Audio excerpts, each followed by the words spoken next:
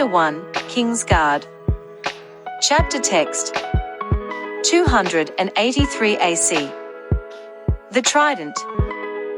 After a few moments parrying, slamming, cutting, pushing and kicking, Robert's hammer found his way to Prince Rhaegar's chest. The hammer destroyed the breastplate and his ribcage at the same time, and with his last breath, he just asked for forgiveness to his beloved Lyanna and his unborn child. "Soon your time will come, my son," those were the last words of the last dragon. When life left Rhaegar's dark indigo eyes, every man in the Trident remained silent. Only Robert Baratheon, raising his war hammer, had the boldness to break the silence. "The age of dragons has ended, today begins a new era, so now I ask you, men of Westeros, are you with me or against me?" After that, every man standing in the battlefield kneeled in front of the mighty stag. The Tower of Joy, Dawn. Arthur was sitting in a rock cleaning his sword. It was the legendary sword of House Dane. They called it Dawn, and the man who wielded it was known as the Sword of the Morning. After what appeared to be a couple hours, Sir Oswell and Sir Gayrold arrived with horrible news. Prince Rhaegar was dead, killed in the shores of the Trident. Arthur felt that someone dropped a hammer over his head.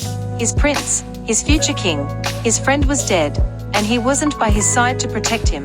He failed in the accomplishment of his duty. Before he could keep thinking about his biggest failure, the screams of a woman pierced through the air. They were full of pain and desperation. Lady Lyanna, he thought. After that he ran upstairs. He failed protecting Prince Rhaegar, but he was determined to protect his legacy. That baby was the future of House Targaryen. By the time he reached the top of the tower, Arthur heard a baby crying. He got in and saw a picture that will follow him to the grave.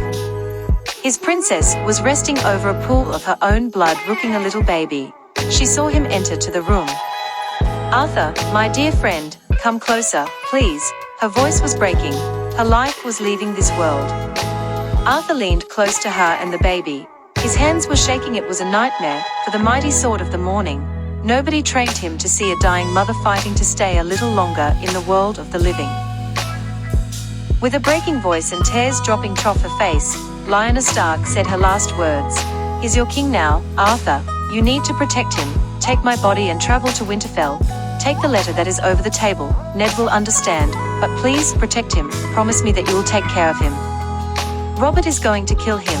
Lyanna placed the little baby in Arthur's arms, saying, "His name is Aemon Targaryen, and he's the rightful heir to the Iron Throne." Arthur could only think in the Dragon Knight.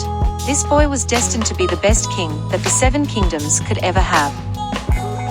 Lyanna gave her last breath, and the light of her eyes left this world. "Now you're with Rhaegar, and I will take care of your son, even if it cost my own life." Arthur came downstairs and showed the baby to his brothers. "7 blessings to our king." Sir Oswell wasn't a religious man, but the boy was a miracle for him and for House Targaryen. "What do we do now?" Sir Oswell asked. "Well, we must flee to Essos. It is our best chance to survive and keep our king safe," Sir Gayrold replied. "Lord Commander, Lady Lyanna asked me to take her body to Winterfell. She also asked me to deliver this letter to his brother Lord Eddard Stark." Arthur's hands were shaking with the scroll sealed with House Stark sigil. Suddenly the 3 knights heard the hoofbeats of many horses approaching from the north. Maybe the gods were playing with the knights. It seemed to be a coincidence, or a real bad irony. The House Stark banner stood among the riders. "It seems like our princess' request will be accomplished after all," Sir Gayrold chuckled as he unsheathed his sword. Arthur proceeded to do the same. He counted 7 northern riders. But he was calm as always. They were the King's Guard, the most skilled knights of the 7 Kingdoms. "Nobody touches Lord Stark. He has to hear the whole story. Only he can help us to keep our prince safe," Sir Gayrold said. Once the Northmen arrived, Lord Stark unsheathed his sword and approached to talk with Sir Arthur and Sir Gayrold. "Where's my sister?" he asked. His face showed full determination. Everyone could see that the Honorable Eddard Stark was disposed to kill every man could dare to interfere between him and saving his sister. He lost too much during the war. His only wish was to see his little sister again, and take her home. Lord Stark, Lady Lyanna is dead. Her body is upstairs. We were waiting your arriving. She asked us to deliver her body and this letter to you. Eddard dropped his sword as Sir Arthur handed him the letter. His hands were shaking just as Arthur's hands before. Many tears started to fall as Lord Stark read his sister's letter. My dearest brother, if you are reading this letter, it's because I left this world. I only beg you to forgive me for all the mistakes I made. I never thought that Robert, or the king, would react like this. But unfortunately we never choose who we love. Prince Rhaegar never kidnapped me. We flew away together because we loved each other despite our differences. I couldn't imagine a happy life with your dearest friend Robert, always whoring and drinking. Rhaegar got a septon to nullify his marriage with Elia Martell. I chose him to be the father of my children, and he chose me to be the mother of his children. I know that what we did was selfish, but he saved me from the nightmare that Robert represented in my head. Finally, I ask you to complete the hardest of all the tasks. I need you to promise that you'll take care of my little Aemon. He has no fault for his parents' actions, and I'm afraid of what will Robert do to him if he discover his existence. Just take him with you back to Winterfell. Sir Gayrold, Sir Arthur and Sir Oswell have protected me as their princess, and they have sworn to protect the future king. Please, Ned, protect him from Robert's wrath. It's the only thing that I ask you. I hope that you could forgive me for make things so complicated, and remember, dear brother, I'll be waiting for you when the time of our reunion come. Loving you with all my heart. Liar. After reading his sister's last will, Ned noticed that everything that he believed was a lie. The rebellion itself was a lie made to protect Robert's pride. He made all his way to Dorne to find his sister, and now he must face the ugly truth. His nephew was innocent. The knights that were standing in front of him sworn to protect him. What kind of man was the Honorable Eddard Stark if he delivered his nephew to the new king? Knowing how Robert reacted when the Lannisters delivered the corpses of Aegon and Rhaenys, it was obvious that the little Aemon would face the same destiny of his siblings. What can we do now? He asked. We must hide him. It's too late to flee to Essos. Starfall could be a good destiny for the prince, at least for now. Sir Arthur spoke. He knew that Lord Stark felt something for his sister Shara, and he could notice that Lord Stark wasn't very pleased with his plan by the gaze that he gave him. If it wasn't for the little king, he would kill me right now, Arthur thought, but traveling to Starfall was the best immediate option. Lord Stark asked his men to keep the secret. After all, he would never put friendship over his own blood. He wasn't a kinslayer. At the divulgation of this secret was a death sentence for the little boy and for his family. The Northern Riders waited a couple of hours until late afternoon. After packing everything that they would need and setting the tower in fire, they started their travel to Starfall. The three knights with them left their armors in the tower over 3 fake tombs placed in front of the now burning tower. They were dead for the rest of the world, at least until the time when Aemon could take back his throne. Starfall, Dawn. The young Ashara Dane was very known because of her beauty, but she was also known for being the little sister of the mighty Sword of the Morning, Sir Arthur Dane, but her life was full of sadness and loneliness. After the Harrenhal's tourney ended, she arrived to Starfall with a child in her womb. Nobody knew who was the child's father, but many gossips were saying that Ned Stark was responsible of fathering the child. Nothing of that mattered right now. Ashara gave birth to a lifeless baby girl. The seed of Brandon Stark wasn't strong enough, after all, she thought. While one of her maids was brushing her long black hair, she saw a column of riders approaching to the castle gates. They carried no banners with them, but Ashara was smart enough to recognize the armor of a northerner, especially the armor of a northern lord. Once the maid finished braiding her hair, she left the pale stone sword tower of the castle and met the riders at the gate. She was nervous. After all, it wasn't very comfortable to look a man who loved her right into the eyes and tell him that she gave birth to his brother's child.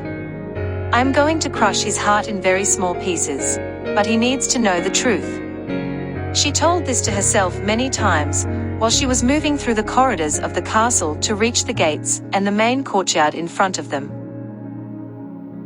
Although when she arrived at the main courtyard, A pair of lilac eyes and grey eyes received her. After losing her daughter, she never wanted anything. She just wanted to stay in the tower, alone and imperturbable.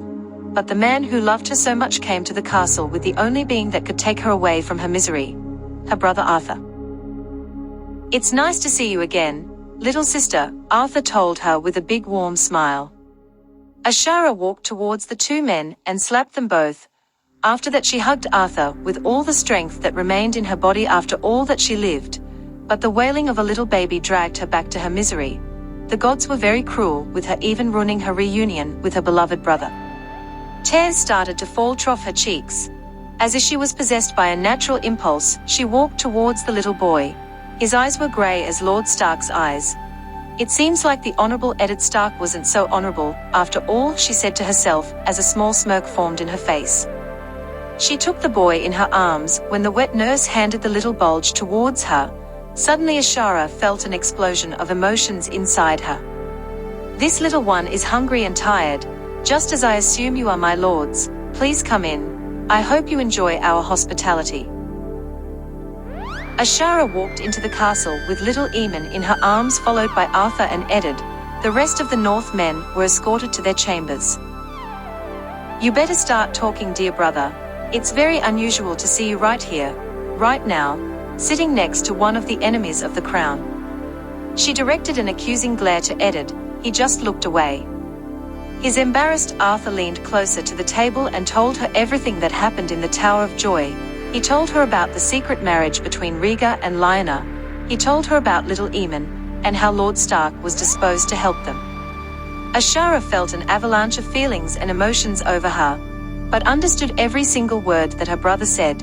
She saw an opportunity in this situation. "I'll take care of the boy if that's what you want." Anybody could see her determination. She lost her little girl, and the gods gave her a little boy in exchange. This was her opportunity to be a mother. She detested the actions of the prince, but the little baby wasn't responsible of his parents' sins. "I lost my child, Brandon's child, but I can make the people believe that he's my son." Ned glared at her in disbelief. So it was true after all. He was married to Catelyn Tully, but she was betrothed to Brandon. Ned married her to ensure an alliance with the Riverlands. He only loved one woman out of duty, and she was Ashara. But now he understood that she never looked at him in the same way. Her heart belonged to his now late brother.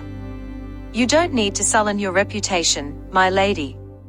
I can make them believe that he's my bastard son. Robert will believe me. We're like brothers after all."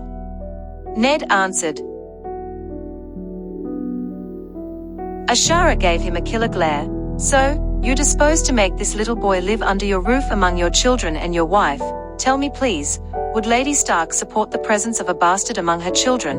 Her words were full of anger. "It's already hard for a bastard to live in Westeros.